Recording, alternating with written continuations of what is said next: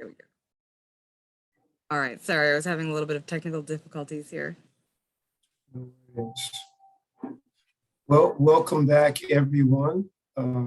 If you were aiming to make it to the Virginia Agriculture and Food Funding Opportunities, you are in the right place. I'm going to go ahead and introduce our speakers. Just some housekeeping questions. You can type them into the chat and we will be writing them down, and we'll do our best to get those questions to the speakers at the tail end. So without further ado, our first presenter, Sara Cruz. She's the program coordinator for the Virginia Food Access Investment Fund program within VDACS. Her love of all things related to the food system began during her undergraduate degree while working at the campus greenhouse and farm. After completing her MA in applied geography with a focus on food systems, she spent 2 years with Peace Corps Madagascar as an agroecology and food security advisor. Sara now lives in Richmond with her partner and their dog. She spends her time cooking, hiking, and reading. She gives a big shout out to everyone she knows fighting for food justice and equality in the food system and beyond. Other speaker, Lauren DeSimone, consults with Virginia Community Capital on behalf of its Virginia Fresh Food Loan Fund to advise creative ways to finance food system projects across the Commonwealth of Virginia. She also provides technical assistance rooted in expertise that intersects food system planning, community engagement, and economic development. Lauren represents VFFLF in partnerships with local, state, and federal agencies, as well as corporate and philanthropic funders to ensure that access to financial and technical resources is equitable as needed by all individuals and businesses who make up our local food system. She's a participating member of the National Food Lenders Network, Virginia Food Access Coalition, Virginia Good Food Fund, Eastern Food Hub Collaborative, Mid-Atlantic Food Resilience and Access Coalition, and various food policy councils in small towns and big cities across Virginia. And last but not least, we have Jennifer Perkins. As a native of Middleburg, Virginia, Jen developed a passion for farms and conservation from an early age. After a few years working in land conservation for the Piedmont Environmental Council, Jen landed at the Virginia Outdoors Foundation and spent 6 years as an easement specialist, negotiating easement projects primarily in the Northern Piedmont. For the past several years, Jen has been involved in fundraising, first at the University of Virginia, then at the James River Association, an environmental nonprofit focused on the protection of the James River. Since September 2018, Jen has been the Farmland Preservation Coordinator at VDACS, where she is responsible for administering the state's Purchase of Development Rights Program and the FarmLink and Century Farm programs. Jen holds a Master's of Public Policy from Duke University, a Master's of Laws from Trinity College Dublin, and a BA from Sweetbriar College. So clearly we have lots of expertise to hear from today. So without further ado, I'll turn it over to you. Thank you so much. Getting ready to share my screen here. So just let me know when y'all can see it. Yep, we got you. Perfect. Okay, thanks so much. So I am Sara Cruz. I am the program coordinator for the Virginia Food Access Investment Fund, and that is housed within the Virginia Department of Agriculture and Consumer Services. VFAIF, that's what we call it. Otherwise, it is quite the mouthful to keep repeating throughout a presentation. VFAIF is a statewide program that focuses on equity and justice in local food systems by investing in new or expanding food retailers that increase food access in their communities. And it was formally codified by the General Assembly in 2020. Grant funds are to be used to fund the business development, construction, rehabilitation, equipment upgrades, and expansion of grocery stores, small food retailers, and innovative food retail projects in low-income, low-access communities. A unique aspect of VFAIF is that it was developed using the Equitable Food-Oriented Development Model, or EFOD. And this is a development strategy that uses food and agriculture to create economic opportunities in healthy neighborhoods. EFOD also seeks to build community assets, pride, and power by and with low-income, low-access communities. Virginia is the first statewide program to utilize EFOD in the development of new programs, and the guiding idea behind EFOD is to use food to connect health outcomes, community power, and economic development. In the overall development of the program, we focused on making sure that these EFOD principles were reflected in the guidelines. And a wonderful committee of individuals from around the Commonwealth, including our Amy Rose Bull, they came together to work on the program. These are people who work in food access, social justice and social equity, agriculture, et cetera. And VFAIF and EFOD are focused on vulnerable communities, including BIPOC and other individuals who have been disproportionately affected by unequal investment in growth, and that includes a lack of access to capital.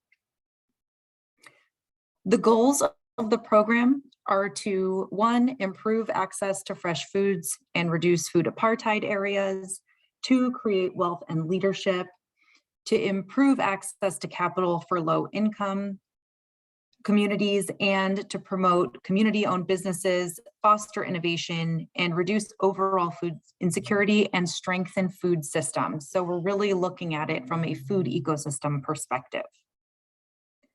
To assist in creating an equitable platform for access to capital, the EFOD committee requested that a program coordinator be available to offer technical assistance to interested applicants. Many of us in this session right now know just how difficult and how technical a grant application can be. So a big part of my role, alongside my colleague Lauren from Virginia Community Capital, is to really guide applicants through the process and offer assistance with grant components, things like budgeting, general grant writing skills, and partnerships. Additionally, we've made it so that there are steps to the VFAIF application process, which is different from typical grants. So we really wanted to focus on equity in the process of applying for this capital. So we asked that folks submit a pre-proposal so that we can talk with them before they invest a lot of time and resources in going through with the full application, only to find out that maybe there were other things they should have been focusing on, or that they weren't truly eligible in the first place. We asked that everyone attends a How to Apply webinar as well. And again, this is sort of to level the playing field in the beginning and be sure that everybody is starting off with the same base knowledge about the program. We then encourage all applicants to submit draft applications, and there is really no limit on how many times they can submit a draft application and request technical assistance. And usually in those meetings, it is myself and Lauren, and we provide critical feedback to the applicants and do all that we can to really make sure that by the time their application gets to the evaluation committee, that it is the best version of what that application could be. Considering eligibility for VFAIF, we also wanted to keep this as broad and open as possible. So applicants can be individuals, farms, nonprofit organizations, and businesses. The main component, though, for a VFAIF project is the food retail component. So food pantries and standalone restaurants without a retail component, community food donation boxes, those are things that are not actually eligible for VFAIF, although we do understand how necessary and critical they are. In this case, we're really looking for businesses that have a retail component, particularly that enable consumers to utilize their SNAP EBT benefits and also to participate with Virginia Fresh Match incentives. So if you're not familiar with Fresh Match, that's our dollar for dollar match that allows folks on SNAP EBT to essentially get twice the amount of fresh produce as they would otherwise. Along with some of this criteria, we also have a criteria for 25% local Virginia produce purchases. And again, this is to make sure that we are connecting our local retailers with our local producers. We also ask that projects are community informed. So we have all seen projects come and go. I think one example is, oh, look, there's a food desert area. Let's put a grocery store there, and that will solve the problem of food access. But a lot of times those grocery stores aren't very successful, and that is because the community was not actually involved in the decision-making and the planning process. So we really ask that our applicants know their community. If they are not from that community, we ask that they work in partnership with members of the community that they intend to benefit. There's also some additional criteria, and these criteria really touch on some more of the lofty goals of equitable food-oriented development. And this includes encouraging projects, again, to be owned or substantially led by individuals from historically marginalized and vulnerable communities, and to provide a path for financial sustainability and positive outcomes to the community. And that can look like providing youth development programming or job training. The very first Virginia Food Access Investment Fund grant round opened in December of 2020, and it closed in April 2021, and it was way more popular than we could have anticipated. So overall, we received 52 pre-proposals. We got 32 completed applications and ended up funding 15 projects that total more than $620,000. Some shining examples of these first round VFAFE awardees include Youth Earn and Learn. And this is an organization out of Norfolk, Virginia. And we also have Honecker Wholesale, and they're in the rural Southwest. Youth Earn and Learn is an organization that was started by Miss Karen Bailey. She's a Norfolk community member who recognized that their area lacked after school opportunities, and she would often see youth kind of milling around the streets and wanted to provide them with some better opportunities. So she started teaching local youth entrepreneurial skills that included providing food access by creating youth-led mobile markets in low-income, low-access neighborhoods. Honecker Wholesale is a general store, and this is an incredibly rural community, and they're lacking food access for miles and miles around. The owner had really wonderful relationships with local producers and started to sell some limited produce. Think more shelf stable, like potatoes and things and onions. He did recognize that his community members were eager to purchase more fresh local produce and not have to drive so far to go into a bigger town with a bigger superstore. So he applied for a VFAFE grant, and he was able to secure funding for new coolers so that he could actually hold and store more local fresh produce. And this story is one that we love because after implementing the Virginia Fresh Match dollar for dollar produce incentive, he reported that his produce sales tripled over the course of just 1 month. So overall, Virginia Food Access Investment Fund is unique and progressive in its use of equitable food-oriented development. And we are looking at the greater food ecosystem, connecting retailers, local producers, and ensuring that people can get the most out of their SNAP dollars and that their food is accessible and culturally appropriate. If you have any questions, feel free to contact me. My email is down below and my phone number is there as well. And next, I will turn it over to my wonderful, wonderful colleague, Jen Perkins. Good afternoon, everyone. So I wear a number of hats at VDACS.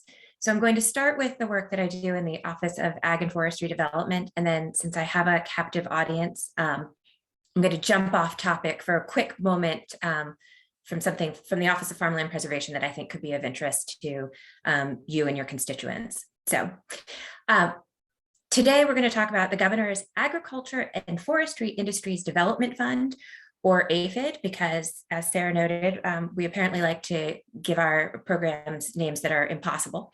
So it was established in 2012 by the General Assembly, and it began with 2 different grant programs initially, and I'm just going to touch quickly on those. So the first is the AFID Facility Grant. This is a more standard economic development grant for new and expanding agribusiness, and it's really focused on businesses that use Virginia-grown products to create a value-added product. So think a cidery that purchased Virginia-grown apples to then make apple cider. So there are a few requirements for this program, including job creation and a minimum commitment that 30% of products purchased will be Virginia-grown. The planning grant is, or the AFID planning grant is for planning efforts or quote unquote soft cost to support the ag and forestry industry. So these are grants that are for localities to better integrate agribusiness into economic development efforts. So some examples could include a feasibility study for a new meat processing facility or a business plan for a commercial kitchen. But what I'd like to focus on today is the grant that I think would probably be most applicable to the people on this call, which is the new AFID infrastructure grant. So in 2020, the General Assembly expanded the AFID legislation to include the infrastructure grant with the goal of encouraging capital investment in local food production and sustainable agriculture to help strengthen local food systems. Some key features of the AFID infrastructure grant are, so the eligible applicants for all of the AFID grants are political subdivisions of the Commonwealth. So this can be counties, cities, towns, economic development authority, et cetera. So as you listen today, if you think you have a project that would be a good fit, your first step is going to be reaching out to your local economic development officer. So I've been in this role for several years, but my boss, Stephen Verson, has been doing this work for about 20 years. So we have a lot of contacts across the state, so we can help facilitate an introduction to your local economic development officer if that would be helpful. So these are reimbursable grants of up to $25,000 from the AFID fund, and they must be used primarily for capital expenditures. There is a match requirement from the applicant locality, so the award will end up being more than $25,000, but it will vary based on the project and the location. We really wanted to encourage applications from all across the state, so we offer reduced match requirements in economically distressed localities, in underserved communities, and for projects that benefit multiple producers. So what are we looking for with this?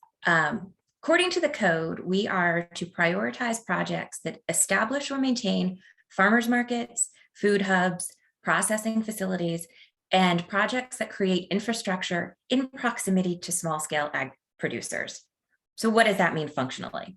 Basically, we're just really looking for projects that allow us to provide funding for capital expenditures that clearly benefit ag producers. Some examples include larger community projects, such as improvements to farmers markets that could benefit both the producers and the consumers. Or we had 2 projects in the first grant round that replaced boilers at community canneries. But we're also interested in supporting individual agribusinesses. So some examples, again, from the first grant round included the purchase of equipment for a new processing facility, upgrading and replacing equipment at an existing meat processing facility that would also allow them to expand into making hamburger patties, processing equipment for goat dairies, allowing for 3 separate goat dairies, allowing expansion of those businesses, and some infrastructure that allowed a produce aggregation business to expand into flash freezing and enter the wholesale market. At the end of the day, though, we want to get this money out into the community. So if your locality supports it, we probably will too. So with regard to timing, we will be offering this grant twice annually. The first round is in the spring. It will open April 1, close middle of May, with awards by the end of June. And then the second is in the fall, opening October, closing mid-November, and awards announced by the end of December. So I know this is a lot to throw at you, and when you get into things like match and all of that, it can get quite complicated, but we are always here to talk through potential projects. We will review draft applications up until the day of deadline to submit them. We like to do this on a sort of iterative process and go back and forth, as similar to what Sara said. We want to get your submission to be the absolute best submission it can be before it goes to the evaluation committee. We are also happy to reach out to localities to explain the AFID program if they aren't familiar, to walk through the match requirements, to help them build their budgets out and do whatever we can to facilitate on that end as well. And then, of course, our office generally, if you come to us with a project that it doesn't seem like it would be a fit for our program, we will always try to point you in the right direction. So take a few minutes now to hijack this talk and go off topic for a quick minute. I thought something that might be useful to this constituency is some knowledge of the Virginia FarmLink program. So my role at VDACS also includes running the Office of Farmland Preservation. So I help with farmland conservation efforts, policy issues. I oversee the Century Farm program, and part of that is running the FarmLink program. And FarmLink is a website and database that it's designed to connect people who have farmland with people who are looking for land to farm. And this came out of the recognition that Virginia has an aging farm population. And as we all know, there's going to be a massive transfer of generational wealth over the next 10 to 15 years, which will include land and farm businesses. And of course, we recognize that there are often barriers to entry for new farmers, including the cost of land, cost of equipment, or the need to gain on-farm experience before launching your own business. So I'm excited to share that we've just relaunched the FarmLink website. So it is easier to use, has greater searchability. Sign up is free. Since we just relaunched, there aren't a ton of profiles on there, but it's growing daily. And once your profile is approved, you can communicate directly with farm owners. And we've tried to make sure that we include many options for partnerships. So farms can be listed for sale, for lease with an option to buy, et cetera. There's also the option to indicate an interest in creating a partnership with an existing farmer. And we are expanding our resource library to really try and help people that are getting into the farming business. So we now have information available on leasing, including templates, on farm business planning and site evaluation, and on transition resources if your relative is looking for help on how to equitably divide the farm or keep the farm business going as it's passed on to an heir or sold outside the family. So that's all I have. I'm going to turn it over to Lauren, but I'm happy to take questions at the end of this on any of the 8,000 things that I just mentioned to you.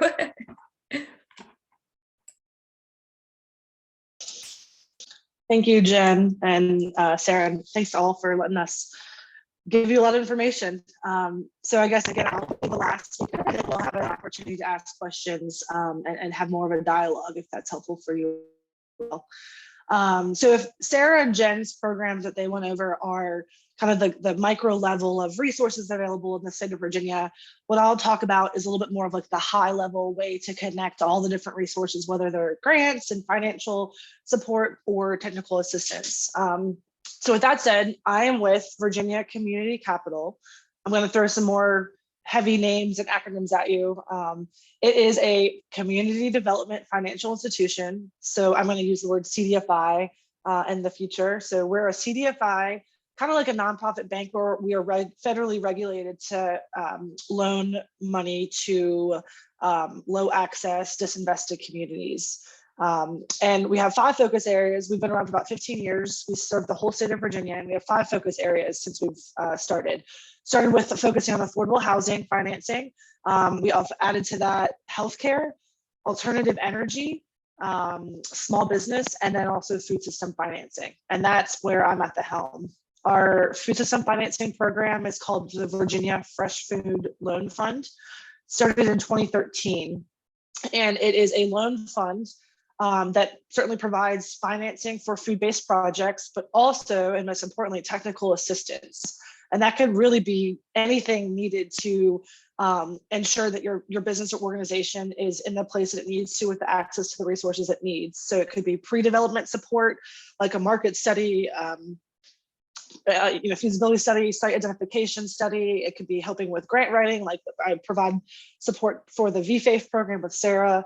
And it could also be, or technical assistance to support a business through a grant that they've maybe won, helping with reporting, or also financing to help with making sure that the financing, the books, the business development is in place to support that business, ensuring that it's sustainable and can thrive.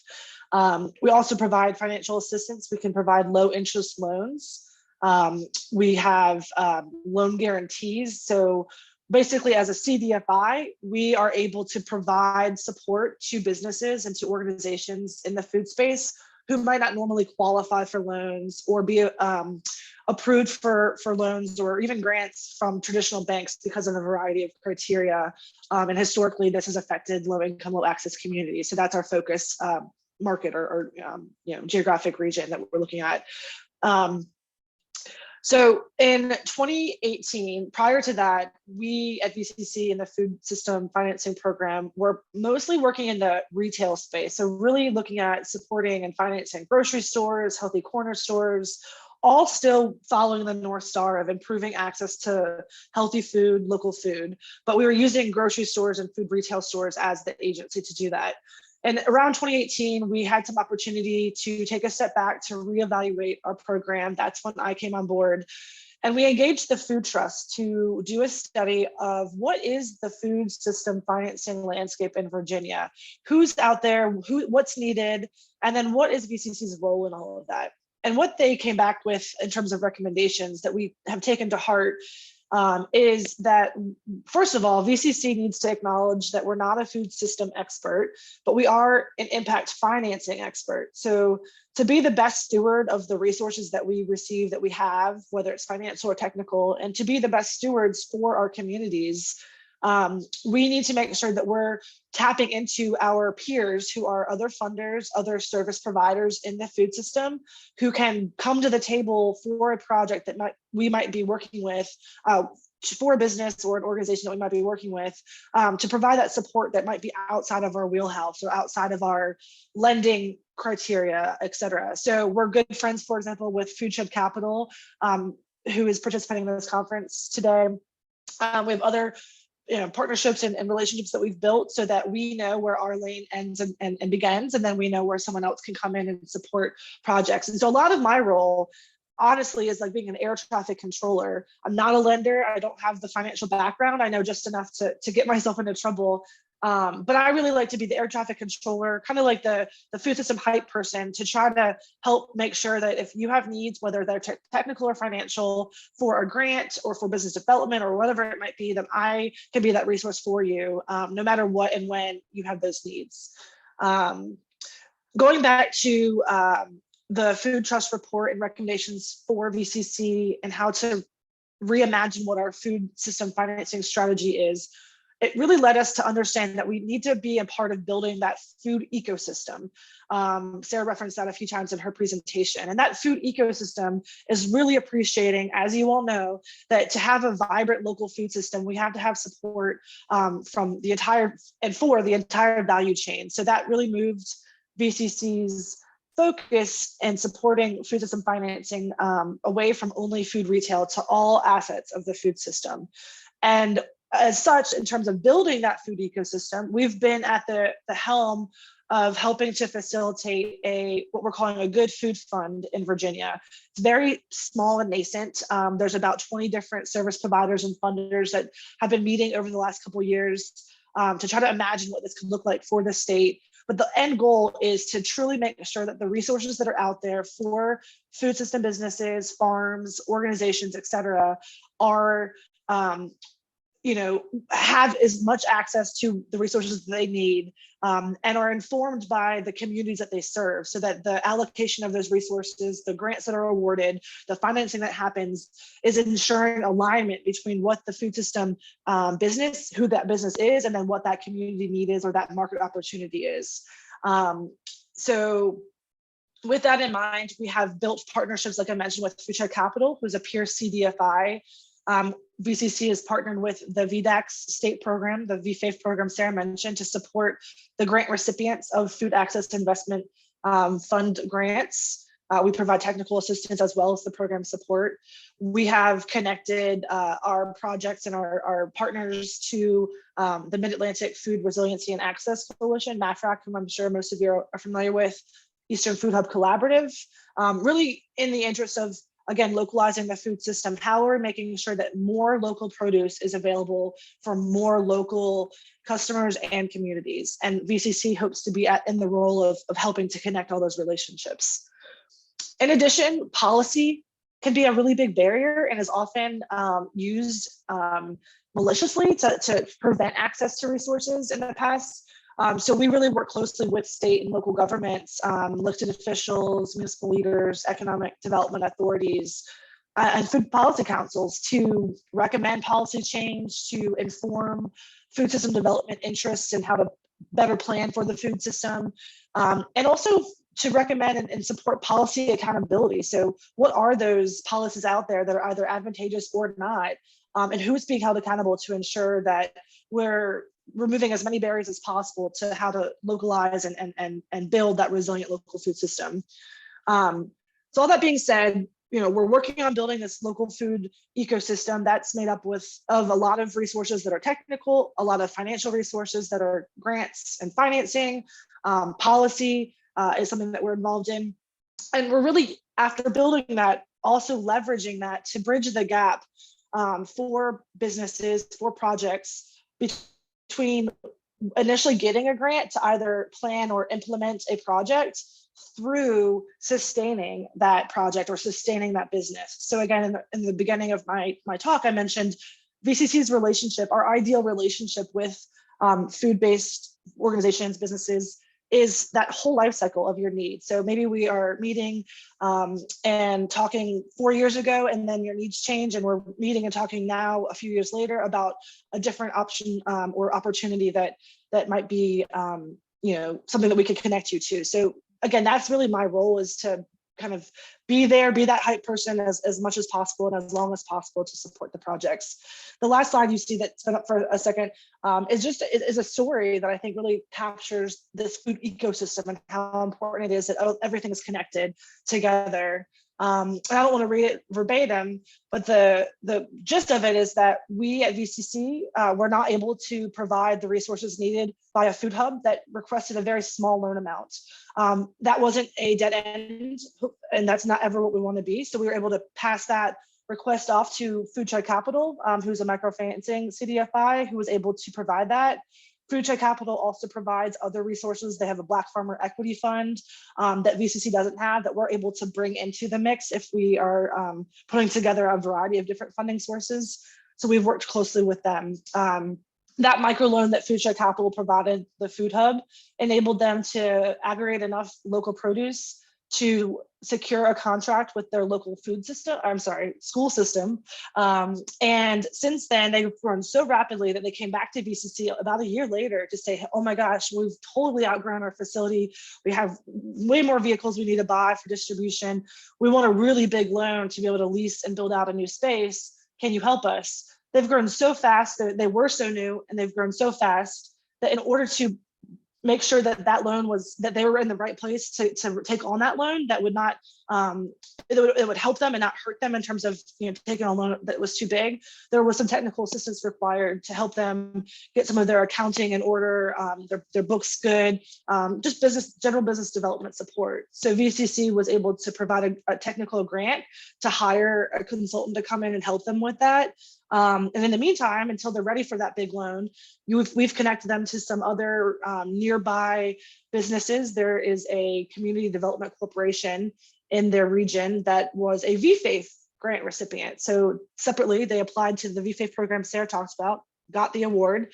That award enabled them to open a small grocery store that needed to source local produce per the grant requirements. So VCC connected this food hub in that same area with the grocery store. And now they're able to provide that grocery store local produce, as well as some satellite healthy food access programs, one of which is the Youth Earn and Learn that Sara mentioned. So again, this is not to paint VCC as a hero, but really the hype person to say, hey, if we can wrap our arms around what the Virginia food system looks like and all the different players from farmer to retailer who have needs, and then what are the resources out there that we can bring back, we're playing that matchmaker and that connector to hopefully ensure that at any point in time, wherever the need is, that there's information, there's expertise, there's help navigating those resources. Yeah, so that's the gist of it.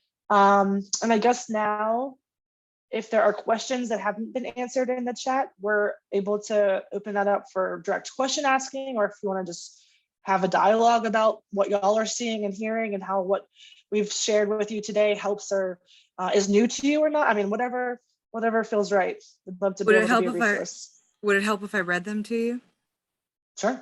Okay. So we had one from Thelonious in the beginning. Are the applications and webinars on a rolling basis? Or the application webinars on a rolling basis? Sorry about that. Yeah, for the Food Access Investment Fund grant, no. So currently we're offering it once a year. And this current grant round is open until February 22nd. But again, if anybody is interested in applying, the first step is the pre-proposal. So please get in contact with me because pre-proposals are due next Friday. And I have one more how to apply webinar coming up on the 18th. And you can find all of that information as well on the Food Access Investment Fund website. And I'll put that in the chat here in just a moment. Okay. And then we've got, are And there those any? pre-proposal, oh, sorry, I was just gonna ask, is there a template for those, the pre-proposal? Yes, yeah, that's a great question. So the pre-proposal, the guidelines, the application and the budget sheet, along with all of the webinar details are on the website. Okay. And are there any urban farm loans available in the books for city areas like Richmond? Are you talking about urban farm land or loans? Loans, sorry. I think it says land. Vanessa, could you unmute yourself and Land. is it Land. Oh, okay. Okay. Yeah. Currently, I certainly in the FarmLink database, there isn't urban land in there yet. It's more traditional farmland. I find with the urban, it's harder to find land, you know, with the cost of city prices and things. But are you looking in Richmond? Yes. Okay. I think I found a piece. Okay. I'm just wondering how these, like it's not designated agriculture, but I believe because of where it's located and the way it could be utilized, that it could get a special use permit. Mhm. I was just wondering if any of these loans apply to urban farming, because it certainly meets the criteria. It is in an underserved area. It is a food desert. There's already a smallish or medium-sized community garden on it. And so there's a lot happening there. I'm just wondering if any of this applies, or do you have to go outside of the city proper to? From a No. loan perspective, absolutely not. Yeah. Whether it's through VCC or any of our peer, partners and programs, absolutely not. The end goal or the North Star is improving healthy food access, and using local producers to be a part of that. And I will say in Richmond, I am familiar that there's been a lot of effort to change zoning ordinances to support production on land. I don't know if it's city owned or in general. I know to try to be able to sell community garden produce is part of the ordinance change. As well in Richmond, there's an equity fund that's been created kind of through the Department of Health, but being an umbrella around how to improve health through local food production. So there's some resources, and as you're saying, there's some movement there. And any one of us, we're all based in Richmond. We're happy to talk with you more offline about that. Yes. But for sure, in short, the answer is yes. Thank you. All right. And then do you have to show evidence of being denied a loan from a traditional bank before being eligible for a VFFLF loan? Nope, absolutely not. Thank you. All right. Does anyone else want to unmute themselves and pick these ladies' brains while we have them?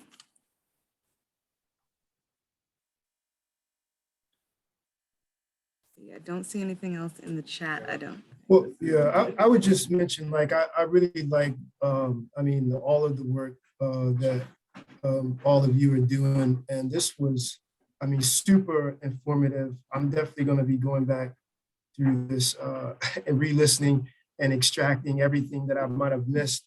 One other question I had related to focusing on like the businesses that,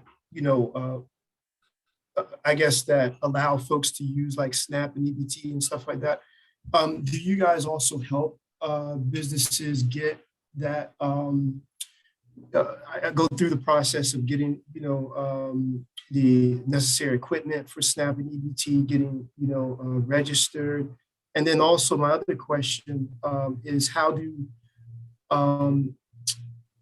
this is just something I noticed in the past is a lot of times folks that have SNAP and EBT aren't always aware of where all they can use it, so more information. Yeah, those are both great questions. Thanks for asking those. In terms of getting set up with SNAP, we have very limited assistance that we can provide because that is actually all through DSS. So that is outside of the Department of Agriculture, but we do have resources for that specifically on the VFAIF website, which I posted in the chat. So there's a tutorial that can help you get through it. And then if anybody was having trouble, I do now have some contacts that I can connect you to help finish that process. And then in terms of SNAP marketing, that's an enormous barrier to access. So we have been working with SNAP educators and also with the folks at Virginia Fresh Match. So Fresh Match has a whole slew of marketing materials that they're working on. And they also work through regional leads that are active in trying to get the word out as well throughout the whole state. And then I did want to say one more thing about Virginia Fresh Match. That's a separate sort of application process that you go to. So you have to accept SNAP before you can apply with Virginia Fresh Match. But that Virginia Fresh Match process is much simpler. It really consists, I think, of just reaching out. They'll send a regional lead to you to talk to you, and then they kind of take it from there. We have another question that came in. You mentioned that the health department has funds in Richmond. Do you know of anything in the Hampton Roads area? Yes, so I know at least in Norfolk, there's the newly, I'm not sure if they've issued any grants yet, but there's the newly created Nutrition Equity Fund that is envisioned to support projects that help with food access and tying it to health. I'm not sure if the health department there is connected to it. That's through the City of Norfolk and Economic Development Authority. And then I will share VCC, I will be out on a panel in a couple of months in March in the Hampton Roads region. So if you're there, this might be interesting to you. There's going to be a summit hosted by Black Brand, which is a business development organization supporting Black-owned businesses and nonprofits. And a lot of the Black Brand members have in the last year, as I'm sure many of you know, have really escalated their interest in how to support their food access programming because of COVID. So they're going to be hosting a summit in March that pulls together funders, service providers such as nonprofits, small businesses and startups to basically just have a who's who and a what do you know or not know and how can we connect resources. So VCC will be a panelist along with a few other partners, and that might be a great start for how to tap into some of the resources there in the area. Great, thank you so much. All right, does anyone else have any questions? I did have another one. Sorry. And I have a lot of questions, but I'll reach out to you guys individually. But in terms of like the AFIB grants or loans for purchasing of equipment, does that include like building space, construction at all? Yes, it can include construction, certainly. Okay. Yeah, pretty much. The only thing we're not feeling very comfortable with after this first round is purchasing land. We can't purchase land for an individual. And for this particular fund, we don't think that we can purchase like a vehicle for a nonprofit or business. It needs to be more bricks and mortar. All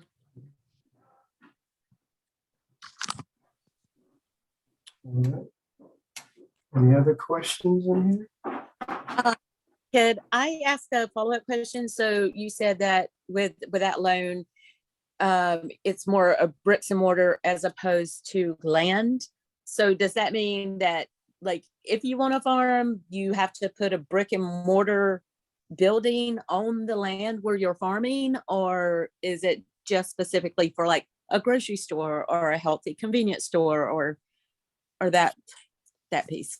Yeah, so the AFID funds are really for like business, equipment, construction, those sorts of things. And it's a grant, not a loan. And so it's not for the purchase of land. But I'm sure, yeah, there's other programs out there where you can get loans for land. Okay, so would that include things like tractors or tillers or hard machinery?